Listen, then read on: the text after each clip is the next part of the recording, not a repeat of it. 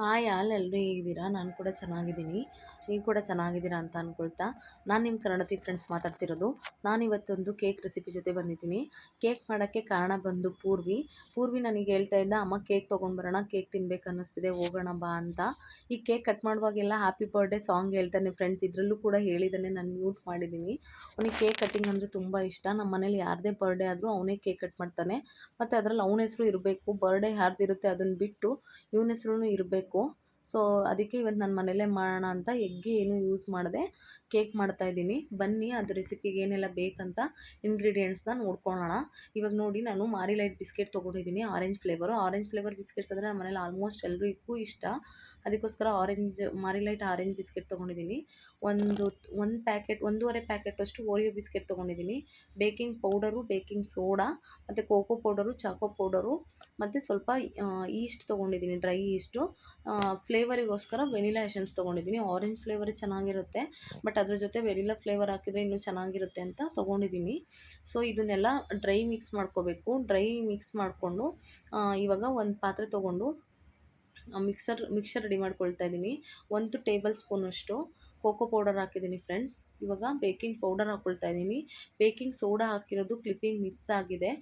Baking soda ಕೂಡ add ಮಾಡಬೇಕು. ಸ್ವಲ್ಪ ಆ್ಯಡ್ ಮಾಡ್ಕೊಂಡಿದ್ದೀನಿ. ಇವಾಗ ಒಂದು ಅರ್ಧ ಟೇಬಲ್ ಸ್ಪೂನಷ್ಟು ಈಸ್ಟ್ ಆ್ಯಡ್ ಮಾಡ್ಕೊಂಡಿದ್ದೀನಿ ಫ್ರೆಂಡ್ಸ್. ಈಸ್ಟ್ ಹಾಕೋದ್ರಿಂದ ಕೇಕು ತುಂಬ ಫ್ಲಫಿಯಾಗಿ ಉಬ್ಬಿ ಬರುತ್ತೆ. ಅದಕ್ಕೋಸ್ಕರ ಇದನ್ನು ಡ್ರೈ ಮಿಕ್ಸ್ ಮಾಡ್ಕೋಬೇಕು. ಎಲ್ಲ ಕಡೆ ನೀಟಾಗಿ ಮಿಕ್ಸ್ ಮಾಡ್ಕೊಳ್ಳೋದ್ರಿಂದ ಎಲ್ಲ ಕಡೆ ಮಿಕ್ಸ್ ಆಗುತ್ತೆ. ಪ್ಲಸ್ ಅದು ನೀಟಾಗಿ ಮಿಕ್ಸ್ ಆಗೋದ್ರಿಂದ ಕೇಕ್ ಚೆನ್ನಾಗಿ ಬರುತ್ತಲ್ವ, ಅದಕ್ಕೋಸ್ಕರ ನೋಡ್ತಿರ್ಬೋದು. ನಾನು ಇವಾಗ ಡ್ರೈ ಮಿಕ್ಸ್ ಮಾಡ್ಕೊಳ್ತಾ ಇದ್ದೀನಿ. ಡ್ರೈ ಮಿಕ್ಸ್ ಮಾಡಿಕೊಂಡು ನೀಟಾಗಿ ಎತ್ತಿಟ್ಕೊಳ್ಬೇಕು. ಇವಾಗ ಒಂದು ರೂಮ್ ಟೆಂಪ್ರೇಚರಲ್ಲಿ ಇಟ್ಟಿರೋದು ಹಾಲು ತೊಗೊಂಡು 1 ಗ್ಲಾಸಷ್ಟು ಹಾಲು ಹಾಕ್ಕೊಳ್ತಾ ಇದ್ದೀನಿ. ಇದು ಕರೆಕ್ಟಾಗಿ 250 ml ಇದೆ ಫ್ರೆಂಡ್ಸ್. ನಾನು 250 ml ಪ್ಯಾಕೆಟ್ಸು 2 ತೊಗೊಂಡಿದ್ದೆ. ರೂಮ್ ಟೆಂಪ್ರೇಚರಲ್ಲಿ ಇರಬೇಕು, ಫ್ರಿಜ್ಜಲ್ಲೂ ಇರಬಾರ್ದು, ಅದು ಬಿಸಿಯಾಗೂ ಇರಬಾರ್ದು.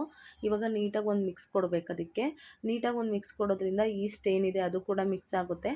ಎಲ್ಲ ಕಡೆ ಮಿಕ್ಸ್ ಆಗೋದ್ರಿಂದ ಕೇಕ್ ತುಂಬ ಚೆನ್ನಾಗಿ ಬರುತ್ತಲ್ವ, ಅದಕ್ಕೋಸ್ಕರ ಮಿಕ್ಸ್ ಕೊಡ್ತಾಯಿದ್ದೀನಿ. ಒಂದು 2 ಮಿನಿಟ್ಸ್ ಇದೇ ಥರ ಮಿಕ್ಸ್ ಮಾಡಬೇಕು, ಯಾಕಂದರೆ ನೀಟಾಗಿ ಮಿಕ್ಸ್ ಆಗುತ್ತೆ. ಮಿಕ್ಸ್ ಕೊಡ್ತಾಯಿದ್ದೀನಿ. ಇವಾಗ ನಾನು ವೆನಿಲಾ ಎಸೆನ್ಸ್ ತೊಗೊಳ್ತಾ ಇದ್ದೀನಿ.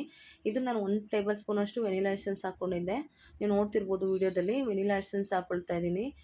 ವೆನಿಲಾ ಎಸೆನ್ಸ್ ಹಾಕಿ ನೆಕ್ಸ್ಟು ಏನು ನಾನು ಬಿಸ್ಕೆಟ್ಸ್ ಎಲ್ಲ ಪೌಡ್ರ್ ಮಾಡಿ ಇಟ್ಕೊಂಡಿದ್ನಲ್ವಾ, ನೋಡ್ತಿರ್ಬೋದು ನೀವು ಫೈನ್ ಪೌಡ್ರ್ ಮಾಡಿ ಇಟ್ಕೊಂಡಿದ್ದೆ. ಇದು ಫೈನ್ ಪೌಡ್ರ್ ಅಂದರೆ ಇದ್ರ ಲಮ್ಸ್ ಎಲ್ಲ ಇದ್ದರೆ, ಗಟ್ಟಿ ಲಮ್ಸ್ ಎಲ್ಲ ಸಿಕ್ಕಿದರೆ ಚೆನ್ನಾಗಿ ಅನಿಸಲ್ಲ, ಅದು ನೀಟಾಗಿ ಬೇಕಾಗಲ್ಲ. ಅದಕ್ಕೋಸ್ಕರ ನೀಟಾಗಿ ಕ್ಲಿಯರಾಗಿ ಫೈನ್ ಪೌಡ್ರ್ ಮಾಡಿ ಇಟ್ಕೊಂಡಿದ್ದೀನಿ.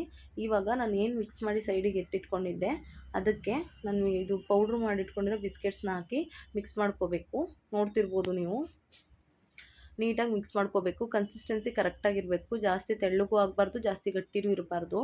ನೋಡಿ, ಈ ಥರ ಮಾಡೋದ್ರಿಂದ ಲಮ್ಸ್ ಇರಲ್ಲ, ಮಧ್ಯ ಕ್ಲಿಯರಾಗಿ ಮಿಕ್ಸ್ ಆಗುತ್ತೆ. ಅದಕ್ಕೋಸ್ಕರ ನೀಟಾಗಿ ಮಿಕ್ಸ್ ಮಾಡ್ಕೋಬೇಕು. ಸ್ವಲ್ಪನೇ ಹಾಕ್ಕೊಂಡು ಮಿಕ್ಸ್ ಮಾಡ್ಕೋಬೇಕು. ಹಾಲು ಅಷ್ಟೇ, ನಮಗೆ ನೋಡಿ ಕನ್ಸಿಸ್ಟೆನ್ಸಿ ಬೇಕಾದಷ್ಟು ಹಾಕ್ಕೊಳ್ತಾ ಮಿಕ್ಸ್ ಮಾಡ್ಕೋಬೇಕು. ಎಲ್ಲನೂ ಒಟ್ಟಿಗೆ ಹಾಕ್ಕೊಳ್ಳೋದ್ರಿಂದ ಒಂದೊಂದು ಸಲ ತೆಳು ಆಗಿಬಿಡುತ್ತೆ. ನಾನಿವಾಗ ಸೆಕೆಂಡ್ ಟೈಮ್ ಹಾಕ್ಕೊಳ್ತೀನಿ. ಮತ್ತೆ ಹಾಕ್ಕೊಂಡು ನೀಟಾಗಿ ಅದನ್ನು ಮಿಕ್ಸ್ ಕೊಡಬೇಕು ಫ್ರೆಂಡ್ಸ್. ಬ್ಯಾಟರ್ದು ಕನ್ಸಿಸ್ಟೆನ್ಸಿ ನೋಡ್ಕೊಳ್ಬೇಕು. Main important batter consistency.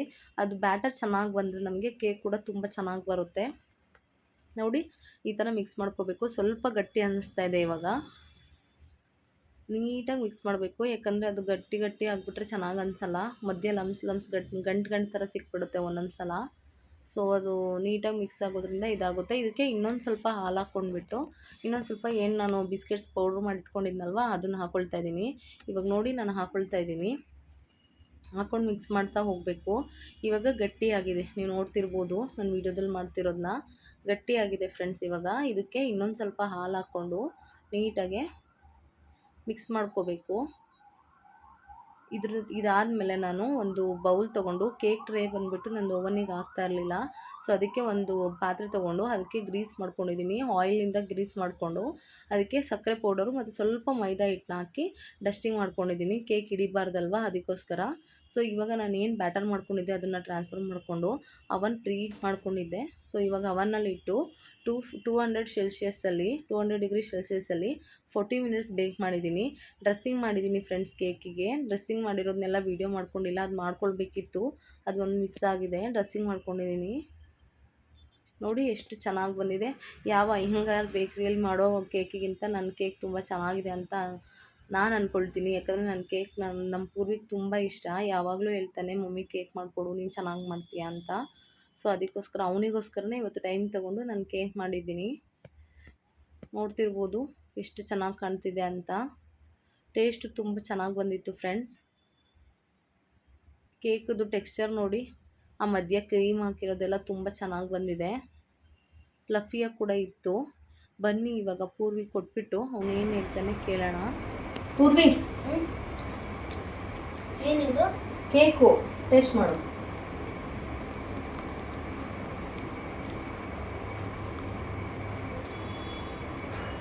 Super ಸಕ್ಕತ್ತಮ್ಮ.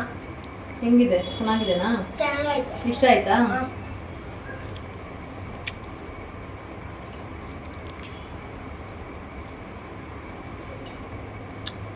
Okay.